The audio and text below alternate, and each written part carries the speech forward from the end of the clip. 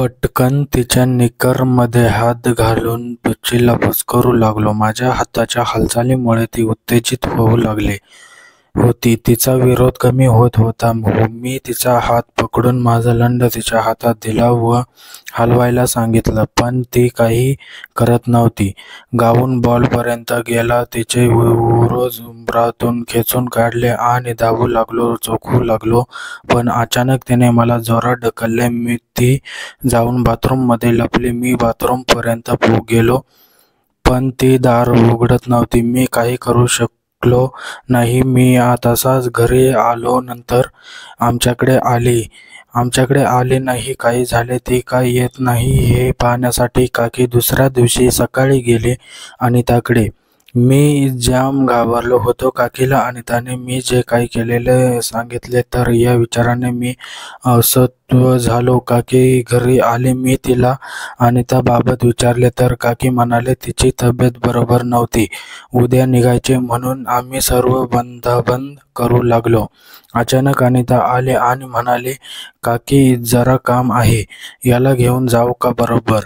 काकी हो म्हणाली. भर दुपारी ती मला घेऊन दुसऱ्या घरी आली. दार लावताच मी म्हणालो, मला माफ कर, मी चुकलो, मला असे करायला नको होते. बरं झाले तू काकीला काही सांगितले नाही. मी म्हणाले, मला माहीत आहे असे काही घरी समजले की कसे वाटते. तू बस, मी आले. ती आतल्या रूममध्ये गेली. तिने आतून मला आवाज दिला व मला आतल्या रूममध्ये येण्यास सांगितले. मी गेलो. तिने तिचा ड्रेस काढून टाकला. ती फक्त ब्रा निकरवर होती. ती म्हणाली, मी कशी वाटते? तुझा झाला का? नाहीतर मी काय करू आता?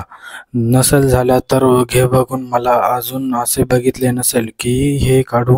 असे म्हणत तिने ब्रा निकर काढले. ती माझ्याजवळ आली. तिने माझी जीभ खोलली. माझ्या निकरमध्ये हात घालू लागली. मी तिला धक्का देत बाजूला झालो. ती म्हणाली, काय झाले? परवा तर तू माझा बलात्कार करणार होतास, आज लाजतोयस का? तिचे बोलणे ऐकू लागलो. ती म्हणाली, काय झाले? नाही होत का पिचकारी उडाली? ती पुन्हा जवळ आली. मी तिला धक्का दिला आणि म्हणालो, आता माफी मागितली ना, आता काय करू?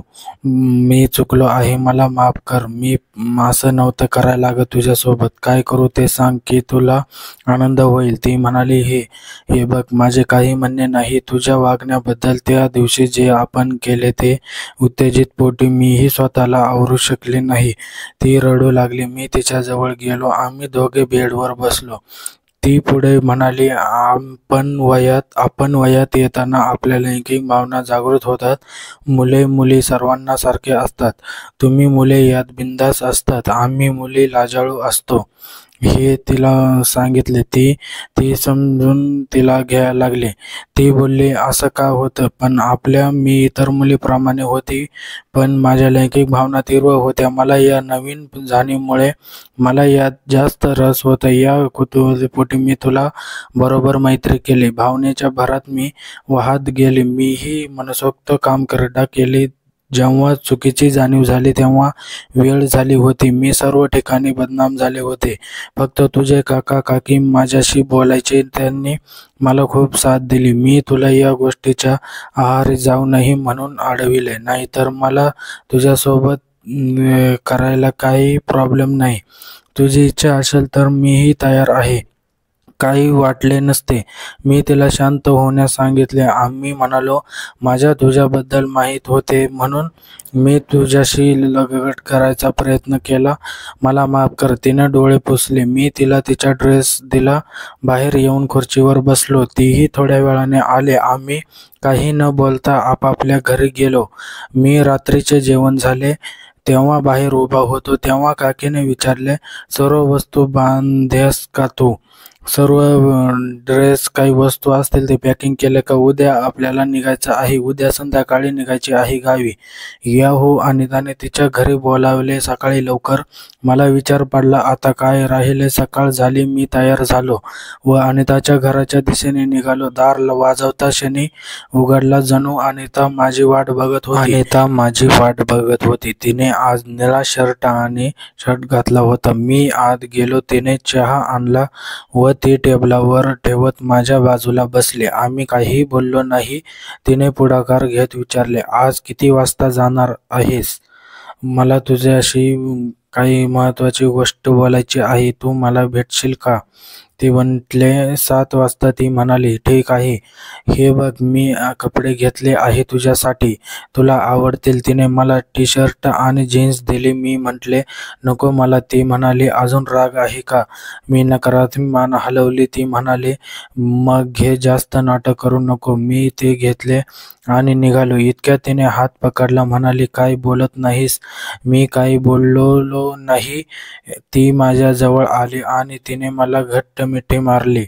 ती म्हटले, आपल्यामध्ये काय झाले ते विसरू नाही शकत आपण. एकमेकांना कॉल किंवा करू शकतो. आम्ही म्हणालो, नमस्कार. मी जय कामानिमित्त इंदोरीला आलो होतो.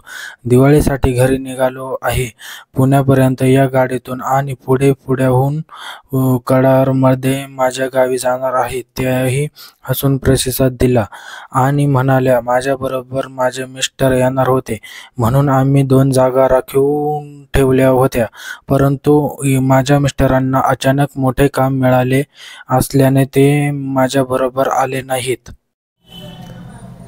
मित्रांनो, कशी वाटली स्टोरी कमेंटमध्ये नक्की सांगा. जे नवीन असतील या चॅनलवरती त्यांनी चॅनलला सबस्क्राईब करून घ्या, जेणेकरून आपल्याला असेच नवीन स्टोरी आपल्यापर्यंत सर्वात आधी पोहोचेल.